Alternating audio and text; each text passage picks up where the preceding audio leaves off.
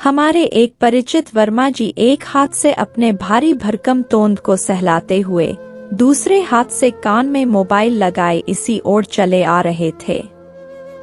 उनकी शक्ल और तेज आवाज से ऐसा लग रहा था जैसे वे बेहद नाराज हों।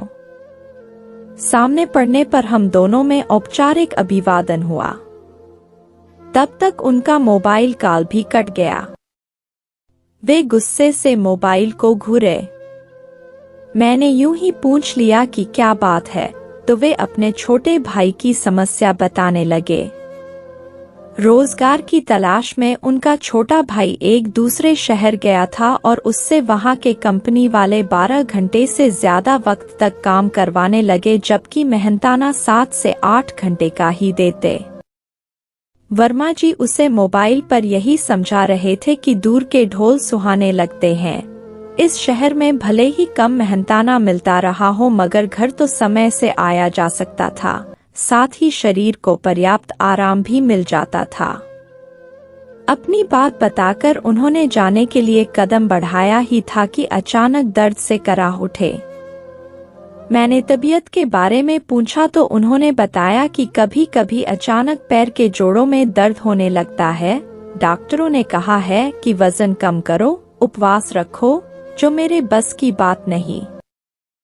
उनकी बात सुनकर मुझे अपने मित्र डॉक्टर गुलाटी की हाल ही में दी हुई एक सलाह याद आई। मैंने उसे वर्मा जी से साझा करते हुए कहा कि हर व्यक्ति प्रतिदिन उपवास रख सकता है, यदि वह खाने का समय निर्धारित कर ले। वर्मा जी ने जब मेरी ओर सवालिया नजरों से देखा तो मैंने उन्हें समझाया कि अमूमन दिन और रात बराबर होते हैं, इसलिए खाने का कार्यक्रम दिन में ही संपन्न कर लेना चाहिए, जिससे कम से कम 12 घंटे की रात उपवास के लिए मिल जाए। वर्मा जी ने कहा कि आप तो साधु महात्माओं वाली जीवन शैली अपनाने को कह रहे हैं, जो आजकल के समय में संभव नहीं लगती। मैंने उन्हें उनके भाई के उदाहरण से समझाया कि जैसे लगातार 12 घंटे काम से शरीर थक जाता है, उसी तरह पेट भी लगातार खाते रहने से थक जाता है। पेट को भी आराम के लिए कम से कम 12 घंटे मिले तो पूरा शरीर स्वस्थ रहे। आखिर पेट ही तो पूरे शरीर की ऊर्जा का केंद्र है। वर्मा जी अपने पेट को सहलाते हुए पूछने लगे कि क्या खाने में 12 घंटे का गैप रखने से तोंद गायब हो जाएगा। मैंने उन्हें डॉक्टर गुलाटी की सलाह के आधार पर आश्वस्त करते हुए कहा कि आजमाने में क्या हर्ज है।